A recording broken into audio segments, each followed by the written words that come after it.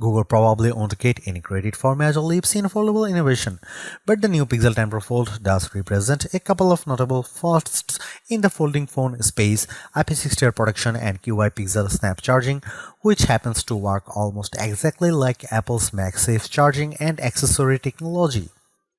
These are not features that you'd notice at a glance, as Google's latest folding Android phone looks almost exactly like the Pixel 9 Pro Fold. The dimensions are the same, it's still just 5.2mm thick when unfolded, which a year ago was an eye-opening spec, but now, in the face of the 4.2mm thick Galaxy Z Fold 7, it just looks nice and slim. The materials, which include multi-alloy steel, aerospace grade aluminum, and Corning Gorilla Glass Victus 2 are unchanged. This is unquestionably not the same Pixel Fold as last year though. Google has re-engineered the hinge so that it's now gearless and apparently fully sealed, protecting it not just from water incursion but dust. This might be the first foldable that's safe to take to the beach without of a case. The hinge is also incredibly smooth in use. If anything, the magnet holding it closed feels slightly less intense than those on the Galaxy Z Fold 7.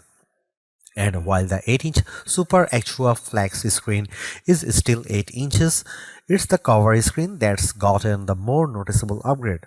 The bezels are now slightly thinner, which makes the Super Extra display larger at 6.4 inches.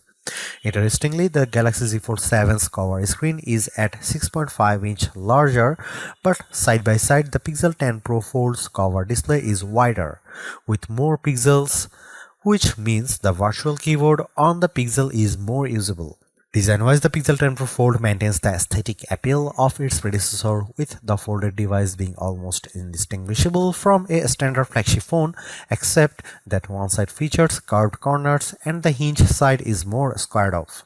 It still feels good in the hand and not heavy, although at 258 grams it's not a lightweight when compared directly to the 215-gram Galaxy Z Fold 7. Initially, the camera array on the back appeared unchanged to my eye, but then I noticed some subtle differences.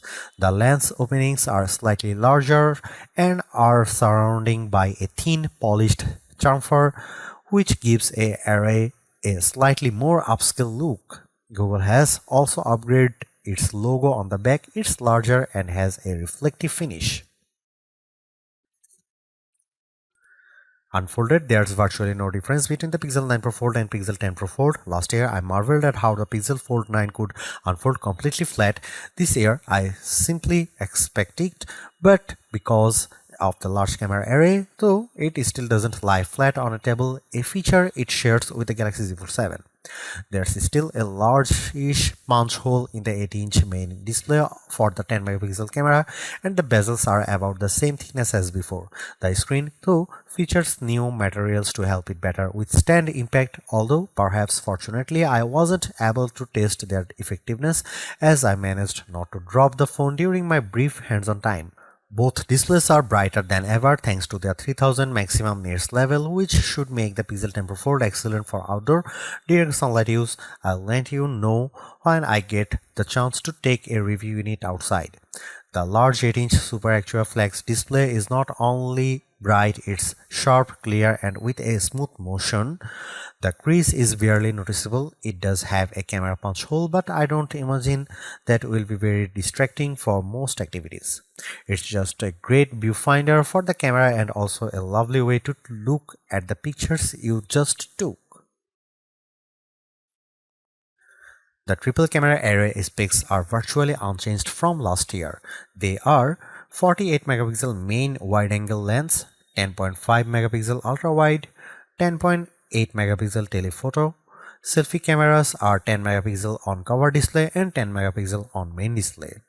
While the Galaxy Z Fold 7 appears to have the Pixel 10 Pro Fold beat in most aspects, the later phone has the upper hand when it comes to optical zoom. The Galaxy Z Fold 7, much to my dismay, tops out at 3x optical, while the Pixel 10 Pro Fold delivers 5x with at 10.8 megapixel, a slightly higher pixel count. I took some photos with all these cameras and they looked good. Macro capabilities, through the ultrawide are impressive, as were the few shots I managed to grab with the 5x telephoto camera. It's way too soon, however, to tell if they meet or exceed last year's cameras or those of any other folding phone. What I did enjoy was the ability to preview photos on the flexi screen as you are taking them. The 8-inch display can automatically split up into quadrants with the viewfinder display at the top right, the camera controls below that, and the last two photos you took appearing on the left side of the screen. As a new photo comes in, the oldest one is pushed off the screen. Inside the phone is Google's new Tensor G5 chip, which is more AI capable than ever. The chip runs the Gemini Nano model on the phone, meaning the Pixel 10 Pro Fold is capable of supporting multiple generative AI capabilities across speech, information, and imagery. Similar to what I experienced on the Galaxy Z Fold 7, I can now run Gemini Live in full screen mode on the 8-inch display. I turned on the camera and asked Gemini to identify what it saw on the table, which it did with impressive skill. There are other features like camera coach and edit photos with Ask Photos that were not yet enabled on the Pixel 10 Pro Fold phones I tried out, but which I did see in action on a Pixel 10 Pro, and I was impressed with how the coach guides you step by step towards, for instance, a better portrait. It advised me, for example, to switch to portrait mode, how to frame my subject, and even how to use the rule of thirds, and the result was better photos. Another Gemini feature that works locally thanks to the Tensor G5 chip is Live Translate. While it wasn't yet working on the Pixel 10 Pro Fold, I did try it on the Pixel 10 Pro XL, and it is, to be honest, astonishing. I held one phone and spoke in English to a Google rep who was holding a phone on the other side of the room. She was playing the role of a Spanish-only speaker. I talked for a bit in English but could overhear on her and my voice speaking the same phrases in Spanish.